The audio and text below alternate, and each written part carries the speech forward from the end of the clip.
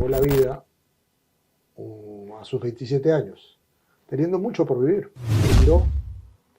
Y enfiló directamente hacia las baterías, hacia el lugar donde se encontraban las municiones, y destruyó, porque el impacto de bombas, que eran las que portaba el NA-50, el North American 50 que pilotaba, más toda esa infraestructura, generó pues una deflagración tremenda.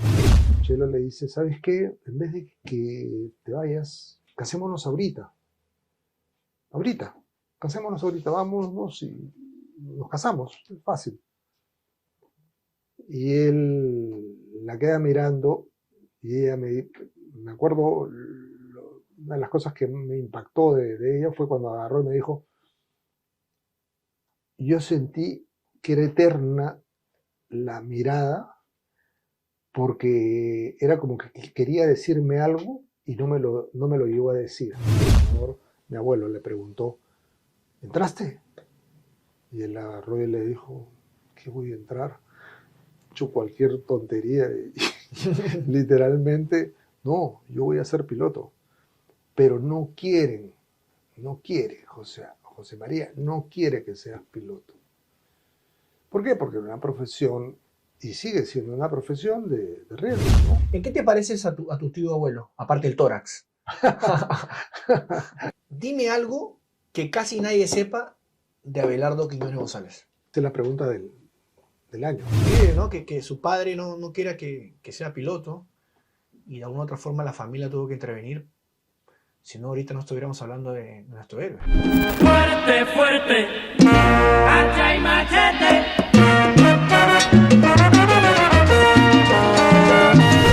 Amigo Hacha y Machete por Visual TV Perú.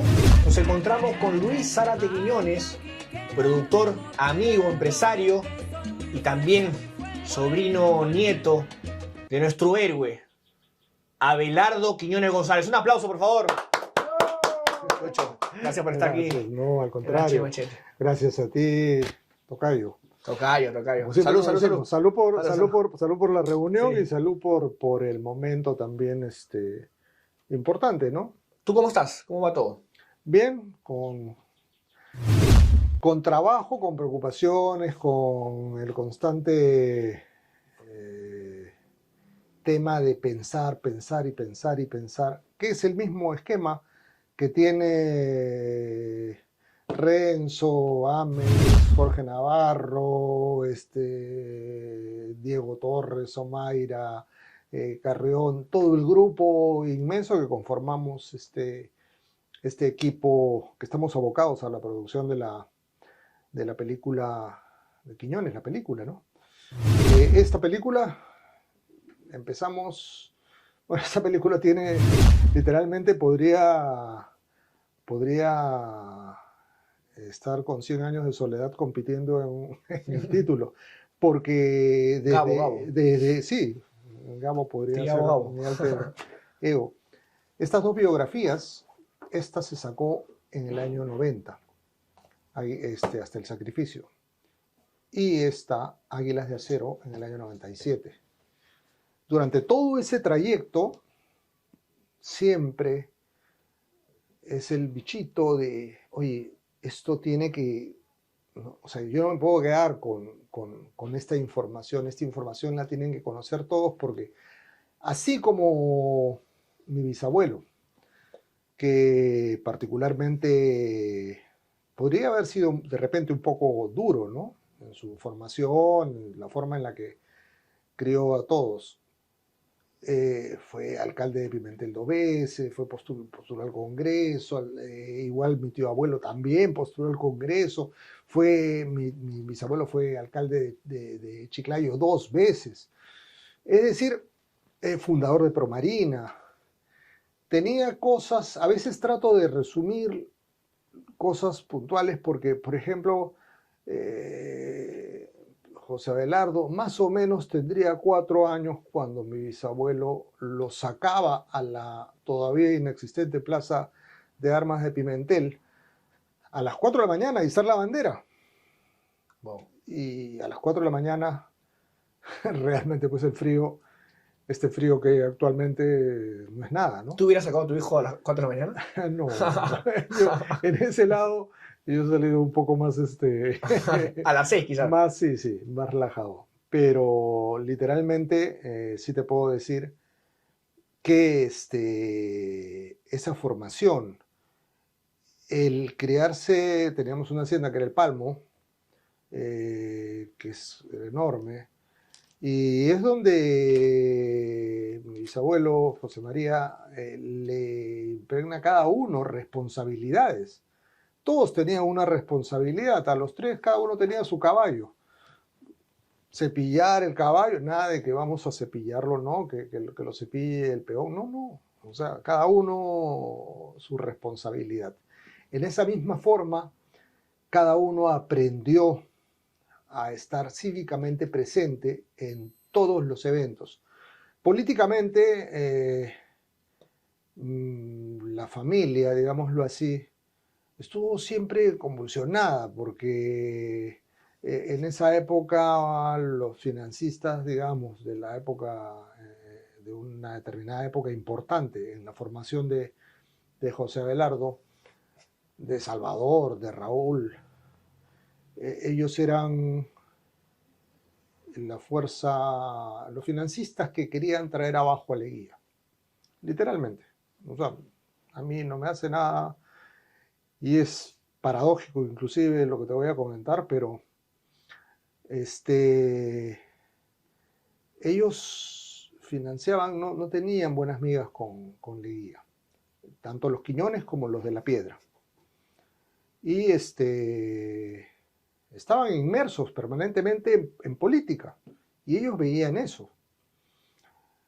Eso genera principios de preocupación por lo que se hace, por lo que no se hace. Un peruano hoy en día se preocupa mucho por, oye, ¿progresaremos? Porque eso no lo pienso yo para mí solamente, lo pienso para mis hijos, para mis nietos, para, no sé, para quien esté adelante.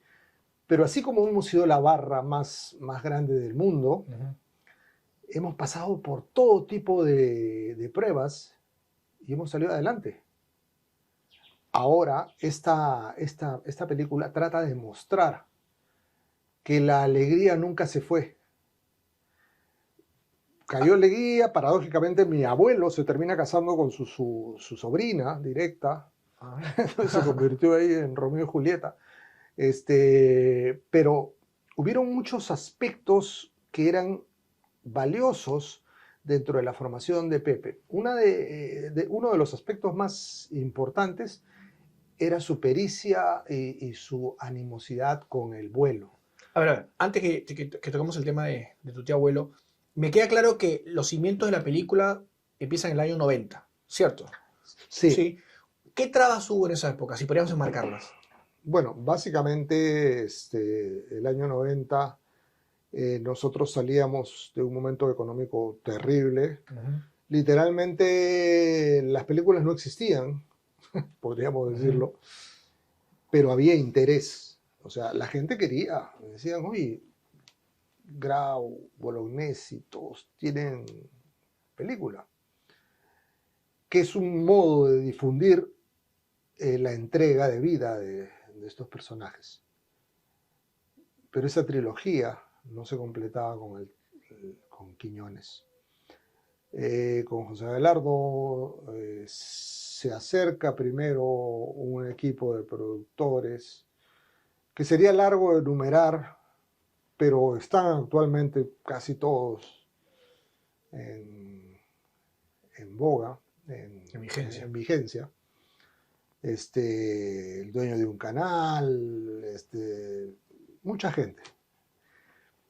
No sé, yo la verdad no doy pasos, no me gusta dar pasos para luego retroceder, a menos que yo considere que el resultado del equipo, porque siempre las empresas son lo que son su gente.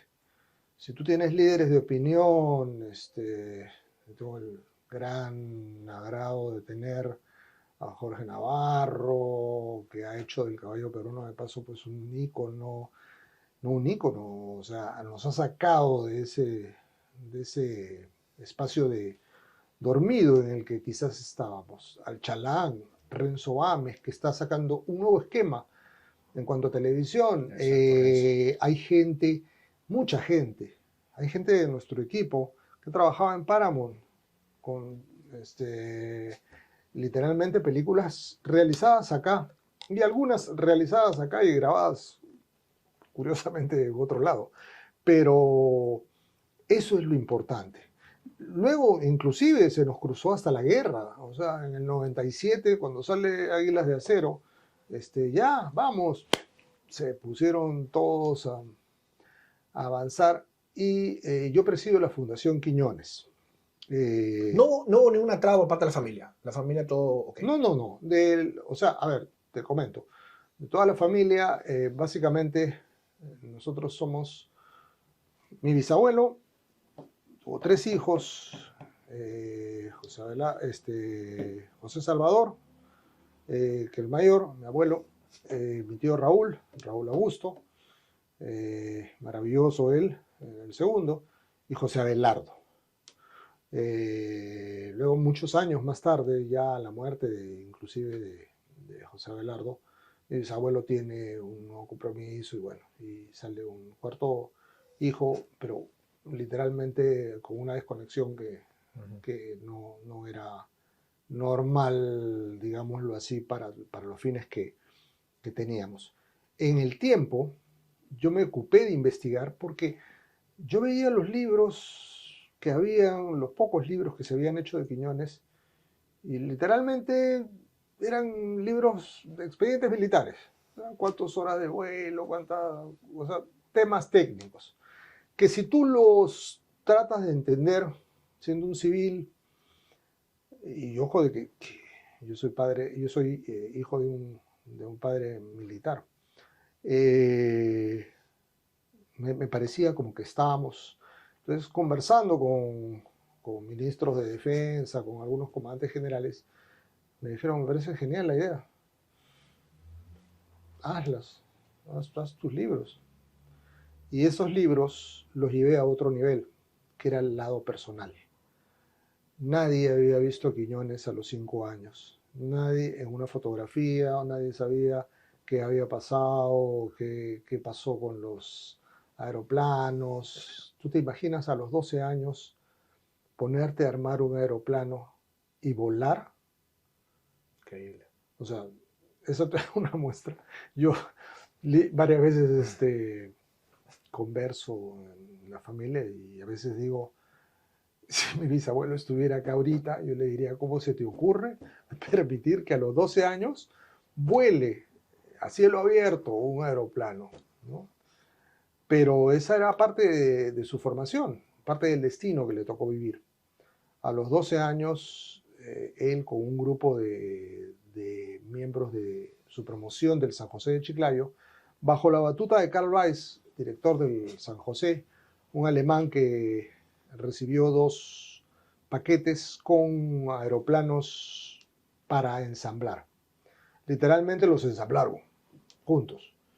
Y así fueron avanzando. Ahora, han pasado muchísimas cosas y hay algunas anécdotas que te las voy a resumir, pero que son impresionantes porque el público tiene que conocer que Quiñones era un joven tan bueno, tan peruano, tan amante de esa peruanidad como lo son hoy en día los chicos que lloran cuando gana la selección, que se ponen tristes cuando ven acontecimientos que a veces suceden, ¿no? Si podríamos enmarcar la primera anécdota de Quiñones, ¿cuál sería?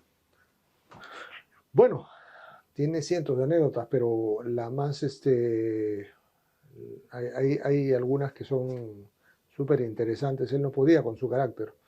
El gol invertido, mucha gente se pregunta cómo podía en su ceremonia de graduación, frente a un estrado, con el presidente de la República. ¿Cuántos años tenía? Tenía en ese entonces 23 años. 23, fue el 39, no, perdón, 25 años. El vuelo invertido tuvo una característica bastante particular. Eso me lo contó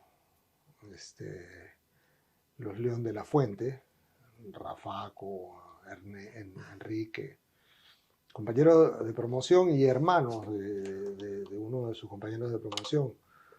En el vuelo invertido, volar un Caproni CA-113 no es tan fácil. Es un avión acrobático, pero es un avión que está hecho de madera. Hay una referencia térmica entre los 0 y los 3 metros de altura. Cuando tú vuelas, tú puedes venir en picada y a la hora de que ingresas a ese espacio que está un poco más caliente que pasado los 3, 5 o 10 metros, el motor de alguna manera produce más energía, quema más y acelera. Entonces es ahí donde a veces podría suceder algo. Pero ese avión no tenía carlinga, o sea, no tenía la caparazón, ¿no? la protección contra el viento. Él estaba con un gorro, con sus lentes y punto. Y ese vuelo acrobático no estaba dentro del programa. Es más, él fue el último. Él fue el cierre. Con broche de oro, con broche de oro. Y en eso aparece 1, 2, 3. Y en la tercera, todo el mundo lo había visto pues a 20, 30, 40 metros. En la tercera viene una bajada muy controlada. Y eso se debe a su entrenamiento, porque literalmente fue pericia y entrenamiento. No fue irresponsabilidad, fue todo lo contrario. Y eso muestra el Quiñones que era él. Cuando hace eso, lógicamente su promoción, la gente sale en vitoreo, todo el presidente aplaude, los ministros, las esposas, los invitados especiales. Un hecho que regularmente ellos no tendrían por qué conocer si era o no peligroso.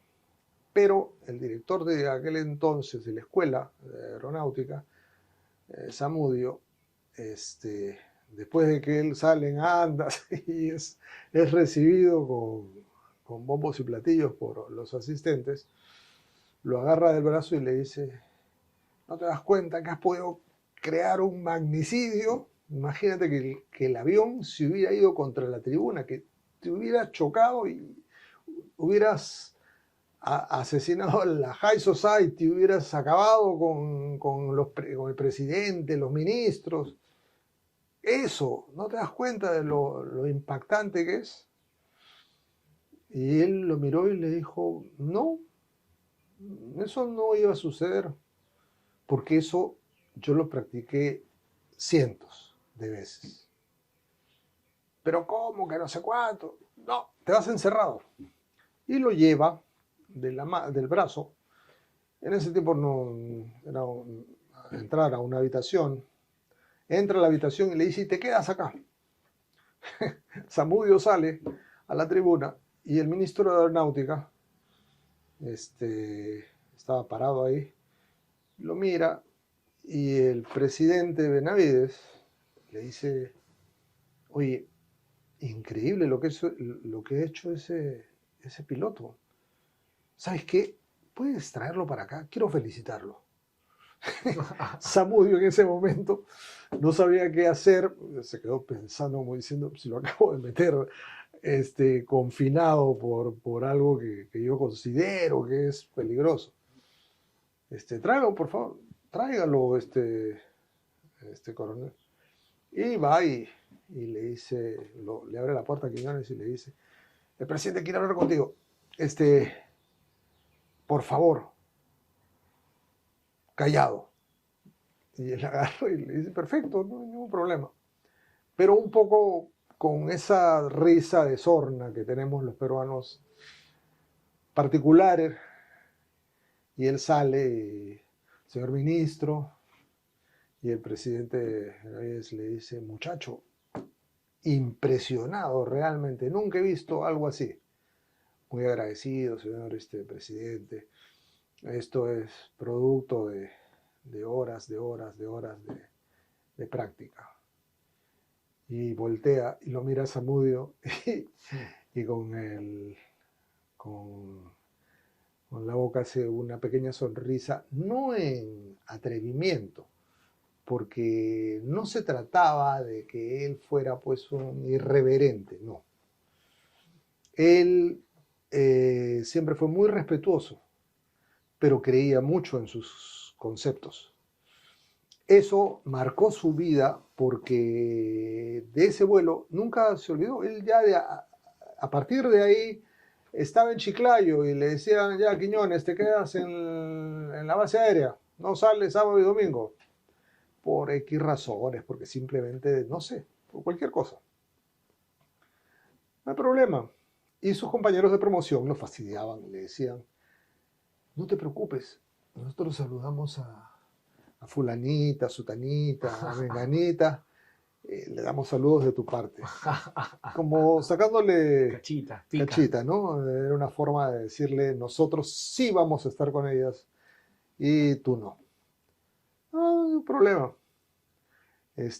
Salúdenla nomás. Y es más, no la saluden. Y él agarraba y tú podías te podías quedar el fin de semana por X razones. Pero lo que no podías dejar de hacer es practicar. Él salía en su avión y calculaba, decía, a ver, salen de la iglesia de Pimentel a las 12 del día, más o menos, calculo 12 y media. Entonces lo que voy a hacer yo es pasar por ahí. Claro.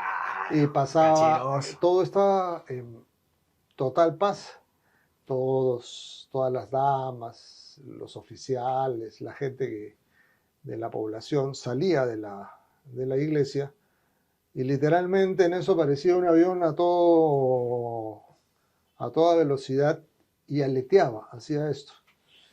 Y eso generaba pues una turbulencia. Comprenderás que en esa época las mujeres usaban los sombreros de ala, los oficiales estaban con sus correspondientes prendas de cabeza, igual que los demás, todos tenían algo que iba a volar. Y esa era la forma de saludar de él. Increíble, O increíble. sea, esas cosas no se pueden hacer ahora primero porque no se las permiten a uno, creo. Pero tenía características, por ejemplo, él era muy amigo de sus amigos, era muy querido. Y la mamá de Rafael León de la Fuente, un compañero de promoción que te cité hace un momento, vivía en San Pedro de Yoc. En San Pedro de Yoc se prepara un ceviche de cañanes espectacular. Los cañanes son esas lagartijas que viven y se alimentan de los algarrobos. Y ellos no tenían cómo decirle a la señora, por si acaso vamos a pasar el fin de semana, prepárate un cevichito. Entonces, en alguna de las prácticas, pequeño giro hacia la mano derecha y pasaban rozando la casa a 2-3 metros de la casa, y son casas pues que no eran material noble, eran casas un poco más ligeras, y tiraban un pañuelo rojo amarrado, tiraban un pañuelo rojo. Eso quería decirte que ese fin de semana había ceviche de cañanes. Hay muchas anécdotas, han pasado en las peripecias y en las gracias de cultivar la amistad. Bueno, hay algo que mucha gente muchas veces pregunta, ¿por qué te das cuenta a veces en el tema de las anécdotas? ¿Por qué? Porque eso refleja lo que era él. Él era un joven, como los de la actualidad, de 27 años, con convicciones, con creencias, defectos, virtudes, pero cuando tú te pones a estudiar a un personaje hasta lo más profundo de su estructura emocional, te das cuenta de muchas cosas. Pepe, José Abelardo, era un personaje, era un héroe por decisión. ¿Por qué alguien podría poner o acuñar héroe por decisión? Porque los héroes normalmente caen en acción, son motivo de una muerte desgraciada, no esperada.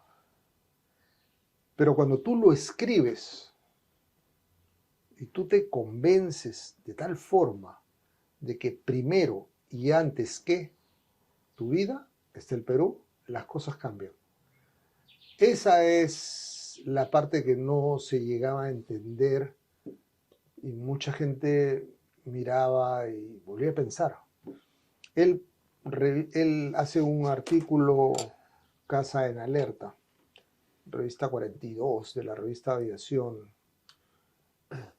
No estoy muy seguro si el año 38 o 37, bueno, pero él ahí habla de la labor del piloto y él esboza una frase que reducida básicamente decía: el piloto de caza debe de llegar, o el piloto debe llegar hasta el sacrificio antes de dejar pasar un solo avión enemigo. En esa época nosotros pasábamos de una guerra a otra. Él nace con la Primera Guerra y muere con la Segunda. Todo el mundo hablaba de los kamikazes, no sé si te acordarás. Sí, sí, sí. Los kamikazes no era pues de que todos estaban convencidos que debían de morir y bueno, a la muerte vamos, ¿no? No, literalmente cuando partía el avión, el tren de aterrizaje del avión se desprendía y las familias de estos combatientes eran recompensados económicamente, les aseguraban un poco la vida. En el caso de José Abelardo, esta frase o frases que él parafraseaba en sus cartas. Él parafraseaba, por ejemplo, a los 21 años, le escribía a Roberto del Río Roldán, que era uno de sus principales amigos, y le hablaba de sus emociones, de lo que era, le decía: vente para acá, para Chiclayo, para ir montado en el Chingo y correr las olas, porque él empezó corriendo olas en caballitos de Totora. Claro.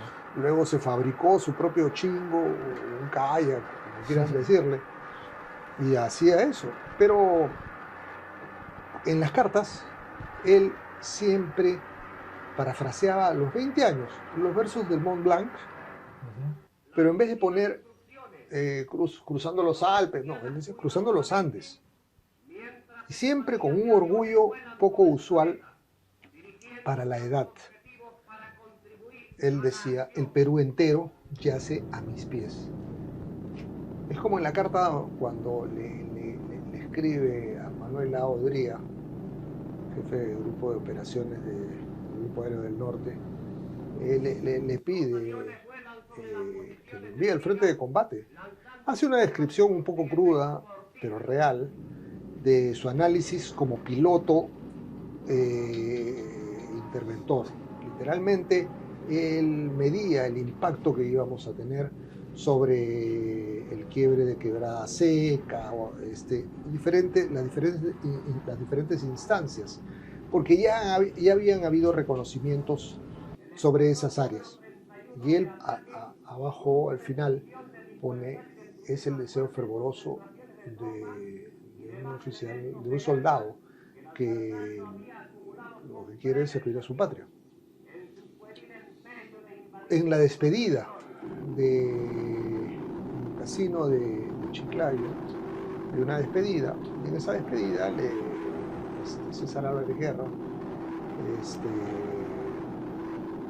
se dirige a los que se iban a ir al frente y a sus familias que estaban acompañándolos, les dice, bueno, el pedestal de la aviación, el pedestal de la marina, del ejército, está ocupado.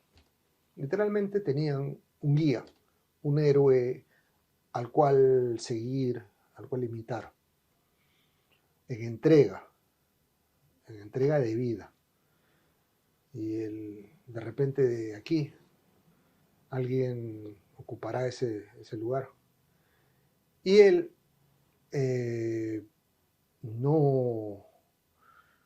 Yo varias veces he preguntado, estando sus compañeros en vida, fue una forma de ¿Premonición? no, de decirle,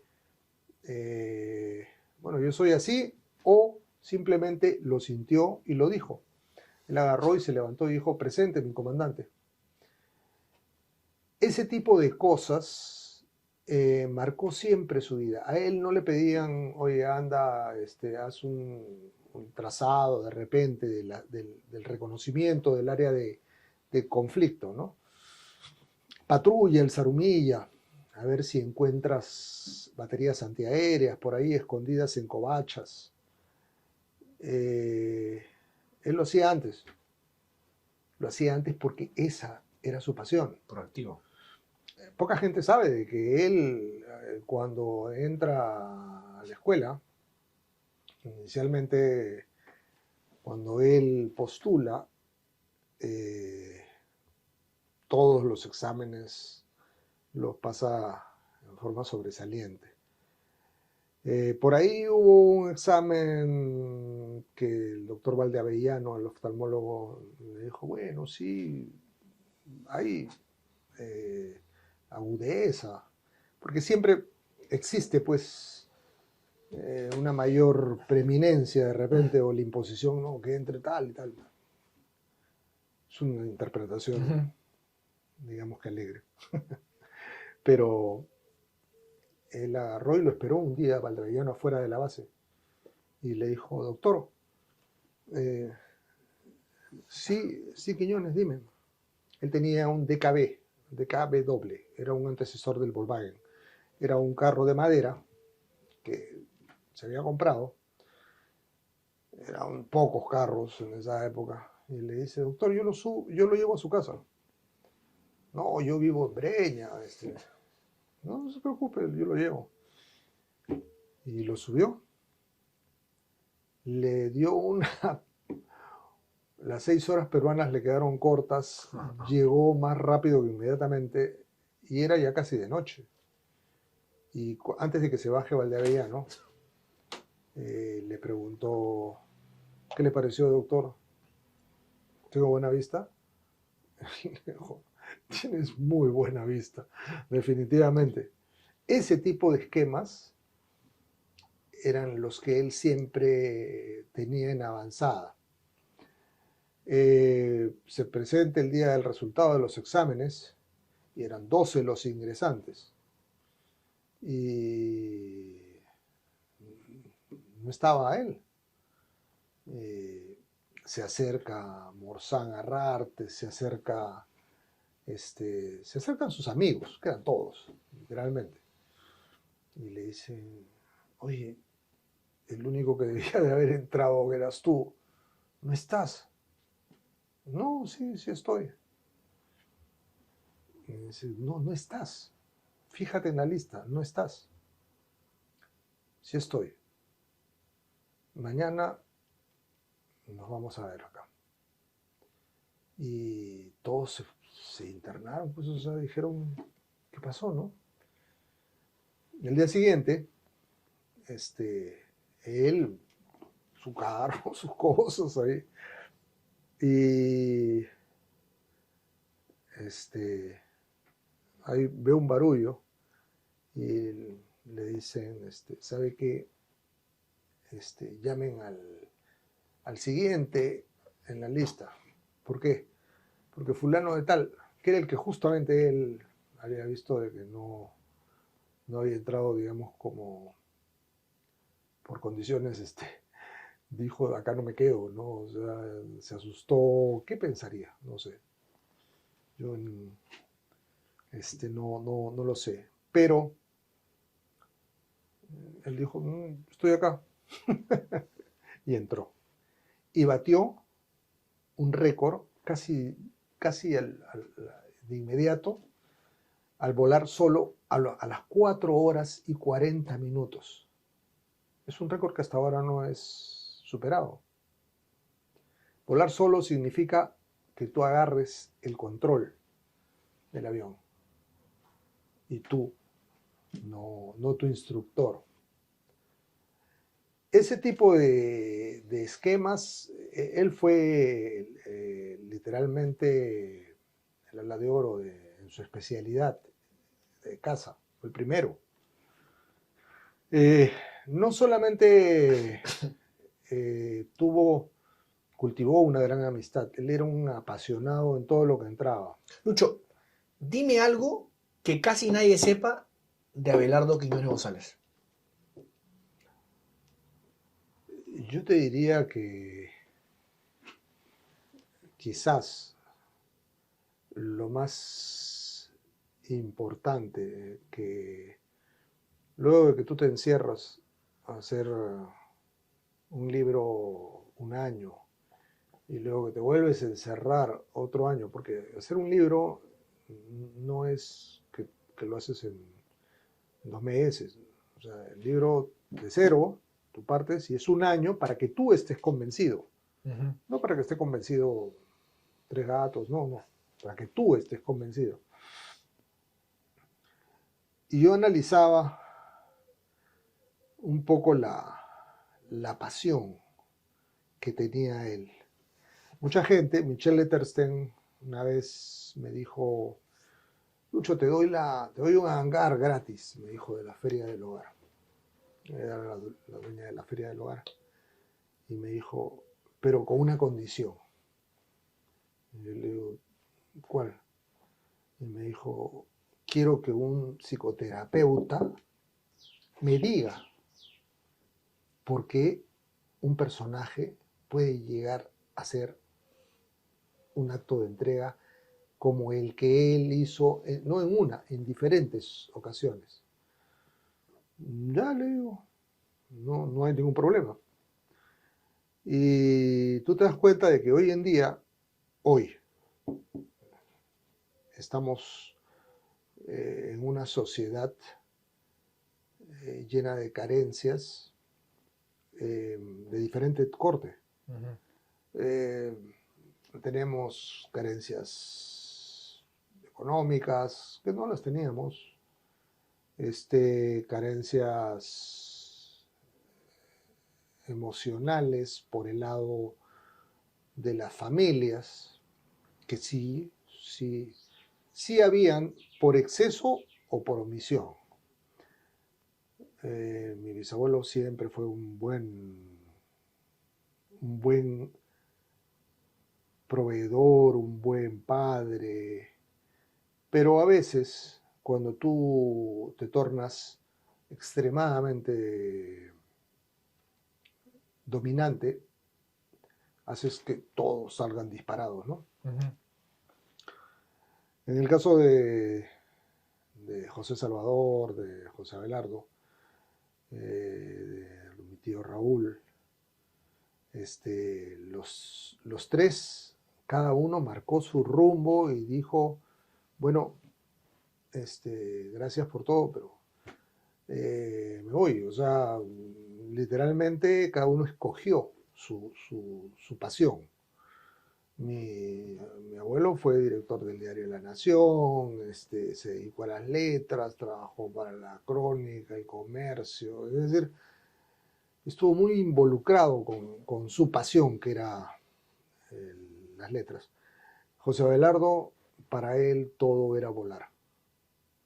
Y cuando inclusive él dice, me voy a presentar, a él mi bisabuelo, él quería que todos fueran ingenieros, ¿no?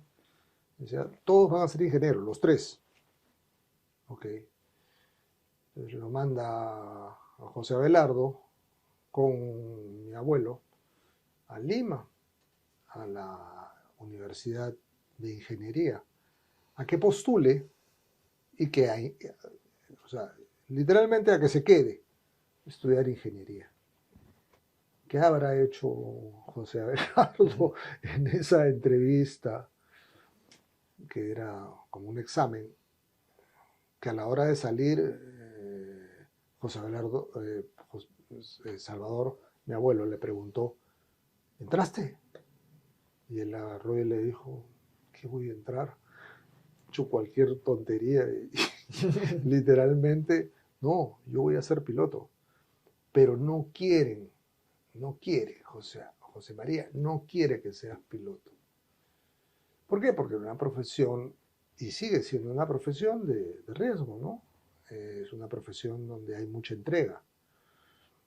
Y eso lo comprendían en forma clara.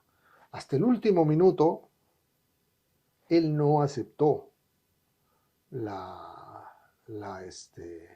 el ingreso, el permiso, porque necesitaba un permiso para ingresar. Y él agarró y le dijo, bueno, no hay ningún problema, pero yo me voy. Y gracias a la intervención, digámoslo así, familiar, él terminó rubricando el permiso y nada, fue así. Esas cosas son la parte emocional. Claro, increíble, ¿no? Que su padre no quiera que sea piloto y de alguna otra forma la familia tuvo que intervenir. Si no, ahorita no estuviéramos hablando de nuestro héroe. Sí, y mira, fue el primer, formó parte del primer grupo de paracaidismo en el cuerpo aeronáutico, hizo el primer salto de paracaidismo colectivo. En América, antes de eso, teníamos la referencia de Normandía, la toma de cabecera de playa, luego vino el 31 de julio con la toma de Machala, pero formó el pool de haces acrobáticos. Era imparable. Literalmente, si trato de juntar sus 27 años, parece que fueran no 54, parece que fueran 90, y es porque hay demasiadas referencias, es muy rico en cuanto habían cosas que le apasionaban. La pelota vasca. La pelota vasca, él tenía 1,68 m. Era de tez capulí, ojos verdes. ¿Era como el billete de 10 soles o se ha peronizado un poco? No, el billete ha sido una peronización, porque inclusive hay dos tipos de billetes. Uno, donde él aparece tal cual la réplica de una fotografía, y hay otro donde hay un incremento en pómulos. Bueno, ¿Estuviste de acuerdo con eso? yo no estoy de acuerdo con nada que sea Alterar o mentir. ¿No? O sea, la mejor forma es decir las cosas tal cual son. ¿Por qué crees que lo han hecho? Bueno, fue la época de Toledo, la época de... Lo chacanizaron, quizás.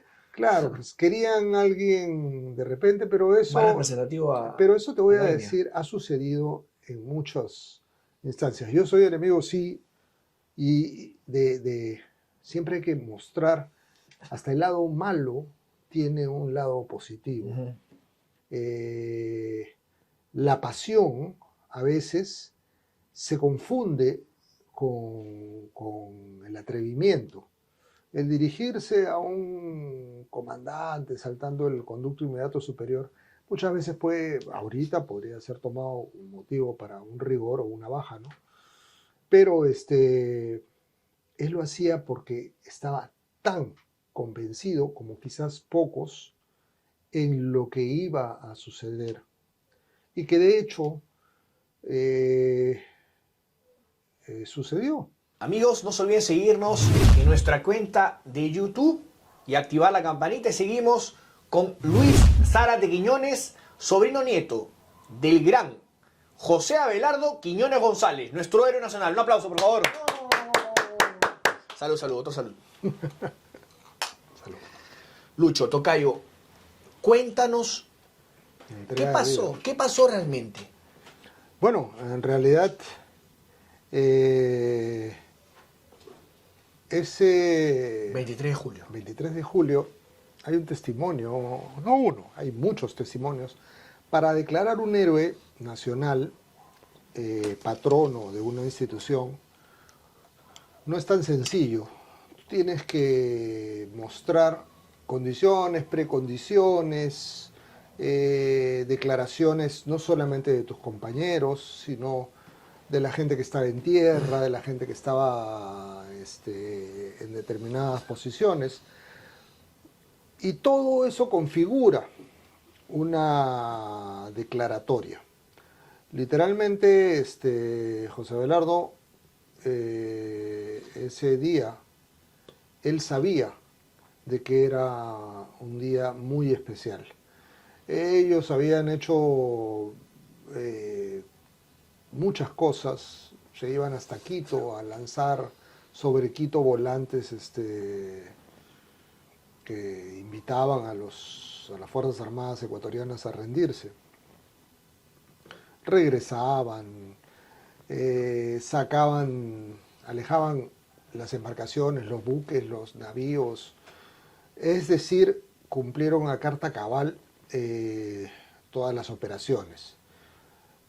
Ahí la gente, la población, los mandatarios, la gente que estaba a cargo se dio cuenta de que la Fuerza Aérea, el cuerpo aeronáutico, es un arma decisiva para la victoria. Él era un puntal y literalmente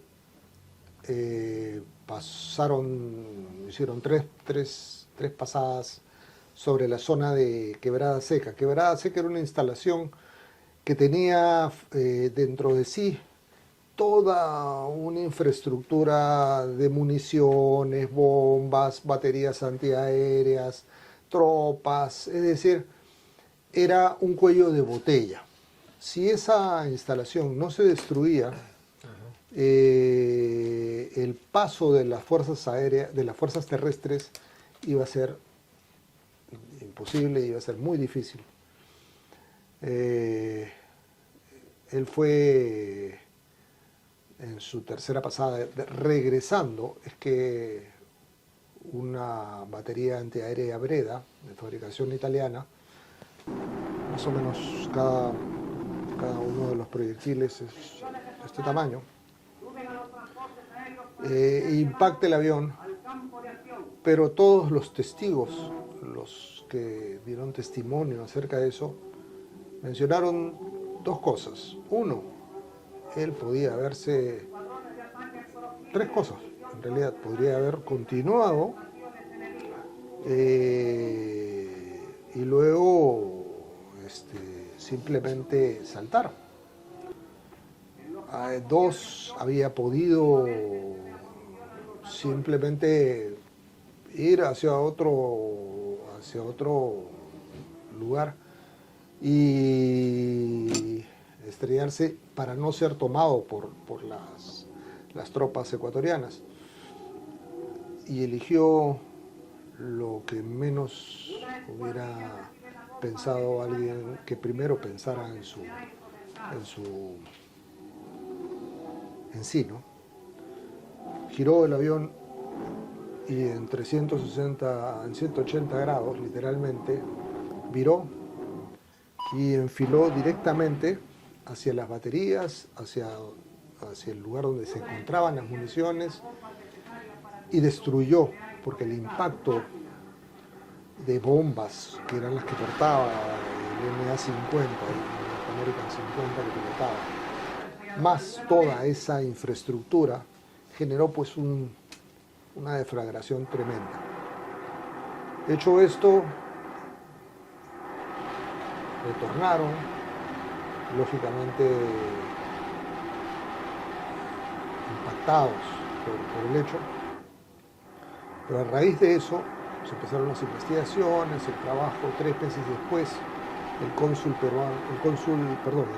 jefe del grupo, del área militar del Ecuador, Octavio Ochoa, el coronel Octavio Ochoa, en el consulado en Guayaquil entrega los restos y literalmente menciona, entrego los restos de quien supo honrar a su patria, a su institución y a su nación. Esas frases han quedado marcadas para quien entregó la vida a sus 27 años, teniendo mucho por vivir. Es más, él antes de irse en su despedida de Lima, digámoslo así, él va a visitar a su novia. Tenía una novia de la cual estaba enamorado. Y todos notaban que estaba enamorado, porque hubieron muchas chicas con las cuales, como todo joven, pues salía o veía. Y Chelo, su novia, a la cual la familia quería mucho, y ella me lo contó y ¿Has hablado con Chelo? yo llegué a hablar con Chelo y es más, ella inclusive llegó a mostrarme algunas cartas de que no me las entregó. Intentaste quedarte con una cartita. Sí, pero igual tampoco se hubieran publicado. ¿Qué decían las cartas? Ternura. Era ternura. Sí, estaba enamorado. Estaba enamorado. Pero Chelo le dice, ¿sabes qué? En vez de que te vayas, casémonos ahorita. Ahorita. Casémonos ahorita, vámonos y nos casamos. Es fácil. Y él la queda mirando y ella me acuerdo, una de las cosas que me impactó de ella fue cuando agarró y me dijo, yo sentí que era eterna la mirada porque era como que quería decirme algo y no me lo llegó a decir. Pero cuando yo le dije, pero hagámoslo, y él me dijo, no, Chelo, no, yo no quiero dejar una viuda, yo quiero regresar y casarnos. Se sacó el pañuelo, la pañoleta que portaban normalmente ellos, se le entregó.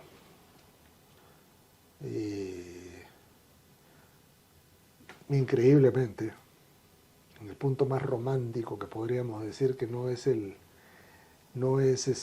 digamos, no es mi especialidad en este rubro de investigaciones,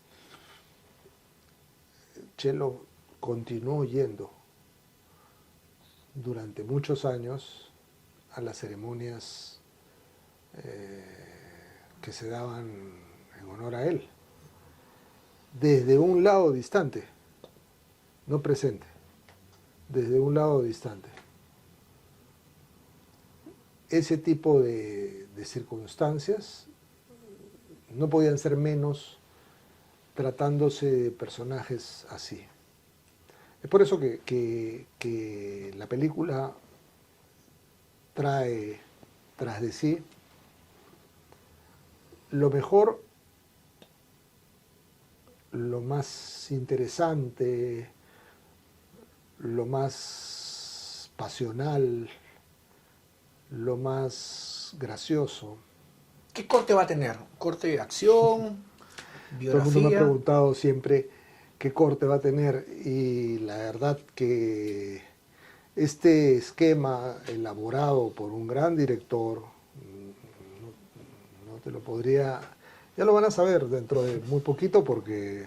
Se va a terminar de grabar este año y se estrena el próximo año. Sí, tenemos ahorita nosotros un trabajo ya bastante avanzado. Nos estamos abocando en los detalles. Pero esta película va a traer... O sea, cuando tú me preguntas el corte, es complicado. No porque hayamos inventado un nuevo esquema. No, no. Lo que sucede es que cuando tú cuentas una vida y tratas de hacer paralelos entre lo actual y lo pasado, y te das cuenta que lo que estás mostrando es básicamente la riqueza de un país y de su gente. Cuando te hablo de su gente, te hablo de esa generación, de ese grupo que se peleó, que se metió, que se sacrificó. Y la gente que hay hoy en día, que son los muchachos, que son la generación actual. Salimos de los pandemial. Tú sabes que tengo un hijo que es pandemial, que es sencillamente pues maravilloso, ¿no? Pero hay una generación actual que en la actualidad tiene 14, 15, 16, 13 años. Y esos chicos piensan, y piensan bien. Lo que sucede es de que no hay patrones de guía en el mismo lenguaje en el cual hablaban personajes como José Abelardo. El esquema te lo dejo en una intriga porque es un drama, tiene mucha parte cómica, tiene mucha parte pasional, tiene mucha parte romántica, es una película familiar. El tipo de lenguaje sí tiene algunos, es el lenguaje de los chicos que están atravesando determinado tipo de adolescencia. Por ejemplo, ¿tendrá escena de sexo?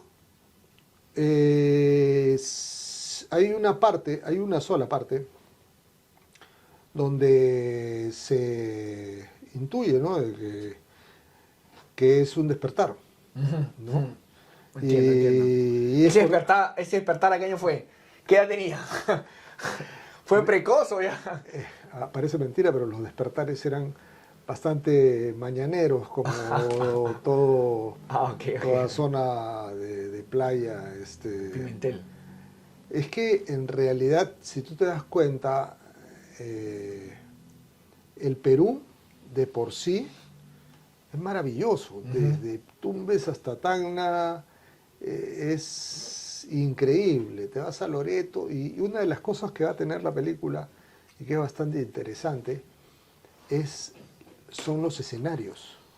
Los escenarios, él tuvo la virtud y gracias a Dios lo pudo hacer. Él viajó a Huancayo, él fue a Arequipa, él sobrevoló Cusco, él fue a Tumbes, a Loreto, a Trujillo, a Chiclayo. Él se enamoró del Perú.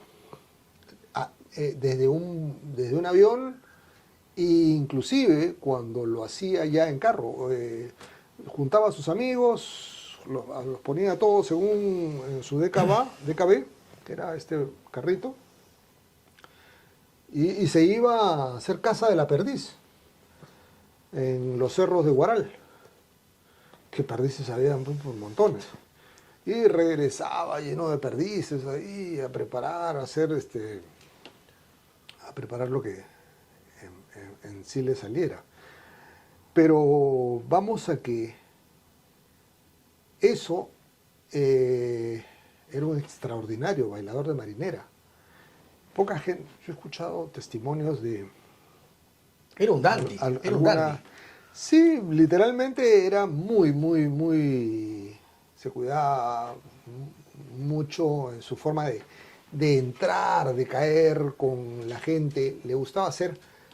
Era literalmente un personaje muy sencillo. ¿En qué te pareces a tu tío abuelo, aparte del tórax? El Pato Quiñones. El Pato Quiñones. No, lo que pasa es que la parte del pecho a veces tiene en la parte de las últimas costillas un pronunciamiento, lo tiene mi hijo, lo tiene todo el mundo. Pero es una marca, no sé. ¿Yo en qué me parezco? No sé, quizás en lo idealista, pero ¿Tú darías tu vida por el país, al Perú? Es difícil imaginar eso. Es difícil imaginarlo porque habría que ver las circunstancias, los escenarios. Pero sí te puedo decir una cosa. Hoy en día, a la edad que tengo, para mí lo principal es pensar mi hijo, Exacto. o sea, todos Tu mis... tía abuela no tenía hijos, pues. Ese es el tema. No, eso es un atenuante, habla a mi favor, pero lo que sí te puedo decir es de que en la familia, gracias a Dios, una de las cosas que nos ha tocado es siempre hablar sincera y directamente, de querer al Perú tan intensamente como lo hizo mi tío Raúl, mi abuelo, José Abelardo, de más está decirte José María. Ahora tenemos el tema de la película. ¿Va a ir inversión del Estado? Sí, nosotros estamos yendo al concurso. ¿Por qué crees que esas productoras, hay algunas productoras que dicen, no, yo no quiero inversión del Estado, esto es inversión privada? ¿Cómo tomas eso? Bueno, en realidad, esa es la pregunta del año. Todo el mundo considera de que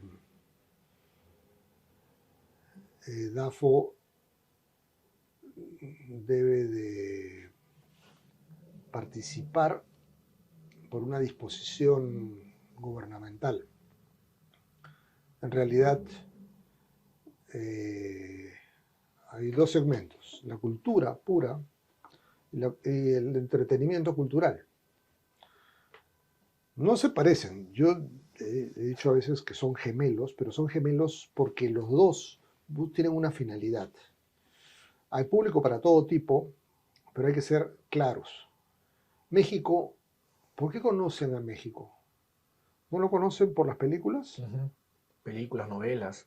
¿No conocen a Colombia por sus miniseries, Sí, así sean narcotráfico? ¿No la conocen por eso? Y la gente va. Hay un eslogan que nunca olvido yo. Es peligroso ir a Colombia, porque tienes el riesgo de querer quedarte. Exacto. ¿Ya?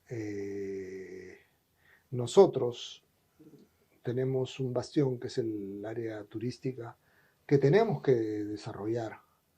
Hay gente que ha venido acá y me dice, ¿cuánta gente viene acá al Perú al año? Tanto. Yo, además de haber estudiado Derecho, he estudiado hotelería, turismo. Y literalmente, hasta vergüenza me da decirles. Y me digo, bueno, tanta gente, con todo lo que tienen, si son la bandeja gastronómica del planeta, si tienen los recursos turísticos, etcétera, etcétera. Bueno, pues sí, o sea, yo sí creo en que debe de invertirse en difundir elementos con, eso sí, con argumento, no cosas que... Hay algo que se llama contexto. El contexto es como un contenido, pero en un punto y en una arista, refiriéndose a, no puedes hablar de algo sin saber de qué. Todo tiene que transmitir algo. Tú me preguntaste hace un rato dentro de qué aspecto iba, ¿no? Si era drama, acción, ya. Además de eso, tú debes de ir un poco más allá y desarrollar toda una industria. Te doy un ejemplo. En la hacienda, en el Palmo, se hacía pisco en esa época, en la hacienda de mis abuelos. ¿Y por qué? Porque no había denominación de origen y bueno, agarraban uvas, hacían mosto y bueno, fermentaban, destilaban y ya está. ¿Por qué crees que el tequila es una industria inmensa? El tequila es una industria tremenda porque en un momento determinado, en 1911 me parece, el Estado dijo, aquel que grabe una película que haga difusión, lo que sea, y considere el tequila dentro de ese esquema, va a tener reversión de impuestos. Sex and the City, la penúltima, porque ahora se está grabando una última, que es un clásico americano, básicamente, se graba en México. ¿Por qué? Porque Camila, no recuerdo bien el nombre de las tres chicas, van al bar y dicen, caballitos, sirven su tequila. En la misma forma sucedió con las novelas, sucedió con las películas durante muchos años y se hace ahora. Colombia da muchísimas facilidades. Un pueblo con cultura es un pueblo que crece. Exacto. Lucho, ahora el nombre, ese es un nombre que se tiene en el momento, ¿no? Pero para el 2025 capaz cambia. Sí. ¿Se tiene el nombre todavía? Tú sabes que el nombre es tan importante. Es importantísimo, una de las cosas más importantes. Sí, es importantísimo. Es como cuando le pones el nombre a un hijo. Claro, después agarra y pasan 20 años y te dice, ¿y cómo se te ocurrió cometer semejante barbaridad? No, el nombre es el que te da la personalidad. Y básicamente lo estamos analizando con el director, con los productores, con los directores de campo. Dicen que hay que no ser tan acelerado con eso porque hasta el último momento nosotros tenemos que dar un nombre que realmente, porque pensamos llegar no solamente a los canales, al cine, Netflix. a Netflix, HBO, no. Nosotros vamos a llegar a festivales. Y van a ganar. Y vamos a ganar. Eso. Un aplauso para eso. Eso. Lucho, me tocaste el tema de tu hijo. ¿Cómo te sientes que tu menor hijo tenga un gran parecido a tu tío abuelo? Eso es un caso. Dice que las características a veces son por tu estado de ánimo, sucede mucho, yo te digo, o sea, las parejas, por ejemplo... ¿Lo procreaste pensando en tu tío? No tanto, creo que no me iba por ese lado, sino hay parejas que con el paso del tiempo se parecen, se llegan a parecer. No sé si eso es la conjunción de una serie de elementos, pero en el caso de mi hijo, nuestros genes, mi hijo mayor es idéntico también a mi hijo menor. Es más, hay gente que me dice, oye, ¿y esa foto de cuándo se la tomaste? Esa foto es de Luciano Grande. Dice, pero sí es igualito. Sí, pues, bueno, cuestiones ahí que... Pero como bien dices, él inclusive tiene... Espero que en algún momento pueda pasar por ahí para que por el casting para que ver si en algún momento queda perenizado sin que él mismo lo sepa, ¿no? Ahora, ¿José Abelardo era hincha de algún equipo? El tema del fútbol fue impuesto por mi abuelo. Deportivo, no era el Cañaña, era el Chiclayo, era el nombre, este equipo argentino. Boca, River, Vélez Sarsfield. River. Independiente. River, era hincha de River. Sí, ¿Y en Perú? No, en River había un equipo que en Chiclayo. En Chiclayo. Y después era hincha de la U. ¿Y estás de acuerdo con eso? Bueno, en realidad, últimamente me estoy dedicando a deportes menos peligrosos. O sea, era hincha de la U. Sí. En la época de Lolo, Sí. Todo Terry. Sí. Bien, bien, bien. Ahora, si lo tuvieras al frente a tu tío, abuelo, ¿qué le dirías? Eso sí es un tema que siempre me he imaginado y nada, solamente creo que lo observaría profundamente porque cuando una persona despierta en ti un grado de admiración tan fuerte, lo único que quieres es como cuando ves a tu madre, a tu padre. José Abelardo no es mi padre, no es mi madre, es mi tío abuelo. ¿Admiraste más a José Abelardo que a tu padre? No, son dos amores totalmente distintos. José Abelardo me enseñó muchas cosas y me sigue enseñando muchas cosas y le enseña a mucha gente. Y a través de esta película, gracias a Dios, la gente va a poder aprender algunas cosas que son importantes. ¿Qué te diría tu tío, abuelo, sabiendo que tienes dos libros próximos a estrenar una película? ¿Qué te diría? No sé, la verdad yo creo de que se pondría a revisarlos, se reiría. Capaz te diría, Lucho, ¿qué se viene ahora? Dos libros, una película, Sí, sí, una historieta, pero, muñecos. pero no, no, la idea, básicamente cuando te dije el idealismo, tiene que ver mucho, o sea, definitivamente involucrarse en un tema tan grande económicamente como un largometraje es algo muy serio. Es igual, hacer los libros Ujú. no fueron, trabajé duro por hacerlos, o sea, me costó. Eh, igual que los otros, yo he hecho en total 18 libros. De los 18, los que menos me han producido comercialmente han sido los dos de Quiñones porque son de carácter histórico. Lo que Son más te ha producido son los libros de cocina, de de gastronomía, gastronomía. puericultura, del pisco, de diferentes temas, uno de autoayuda, hay de diferente corte, pero han sido libros pues que no terminaba de editarlos y ya estaban vendidos.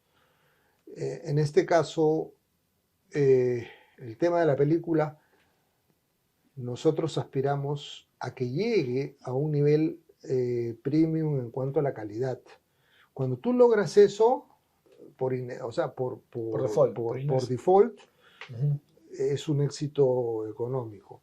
Y lo que pensamos es que esa utilidad, esa, esa abundancia que puede generar el éxito de esto, es generar otro tipo de, no te hablo de una secuela ni de una precuela, pero sí te hablo de algo muy similar. Ahora, la gente que ve esta película, ¿qué crees que dirán al final? Yo lo único que sé es que se van a ir contentos. Es una sorpresa, Es en una realidad. sorpresa. Es una sorpresa, porque si yo te dijera, oye, mira, la película va a ser así, de alguna manera en el Perú sería un pecado Ujú. decirlo. Uno tiene que cuidar, nos ha costado a Ren, al director, a diferentes personajes, trabajar básicamente un guión, un preguión, una reseña, una sinopsis, todo eso Ujú. es un trabajo duro. ¿Crees que más gente capaz se va a querer inscribir va a querer postular a la Fuerza del Perú? Bueno, creo que después de eso va a cambiar mucho todo. Ahora, por parte de la FAP, ¿recibes algún apoyo como familia? ¿Qué tanto te apoyó la FAP para la película? ¿O te está apoyando? Bueno, hasta antes de la pandemia, nosotros, yo estaba a cargo de la realización y viajamos, grabamos un teaser en Pimentel hicimos trabajo, hicimos la presentación en plena pandemia, inclusive. Viajamos a Chiclayo, a Trujillo, a todos lados, exponiendo un poco el tema del contagio, quizás de mi parte, no, pero luego yo tengo a mi madre, tengo diferentes personas que cuidar y dije, no, hubieron algunas diferencias en cuanto al estilo de seguimiento de lo que se había hecho y dejé en un stand-by, cursé las correspondientes cartas y documentos para, señores, hasta aquí vamos con esto y luego, bueno, ya la fundación continuará, luego ya veremos con la productora que vayamos a trabajar. Sí ha sido complicado, ha sido muy complicado, pero también te voy a decir que todo es en el momento y por algo. La Fuerza Aérea entiende claramente de que no estamos tocando un tema institucional, estamos tocando la imagen de Quiñones, de José Abelardo Quiñones González, un pariente. Yo soy descendiente acreditado por la Benemérita Sociedad Fundadora de la Independencia, miembro del Instituto de Estudios Históricos Aeroespaciales. Los libros tienen la presentación histórica de la verificación, literalmente, porque cuando se trata de temas históricos, son temas que tú tienes que tocar pasando por unos filtros. En este caso, el presidente del Instituto de Estudios Históricos Aeroespaciales hizo el prólogo del libro. Su alero derecho, el que participó en el conflicto y y lo vio caer, hizo una de las páginas del libro. Los comandantes generales de la Fuerza Aérea presentaron indistintamente cada uno los libros. Es más,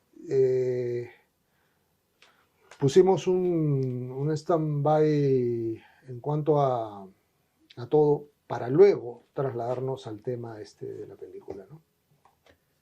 La verdad que muy agradecido, Lucho, tocayo, con la entrevista. Estoy seguro que este próximo año la gente no se va a perder esta película, no me la voy a perder.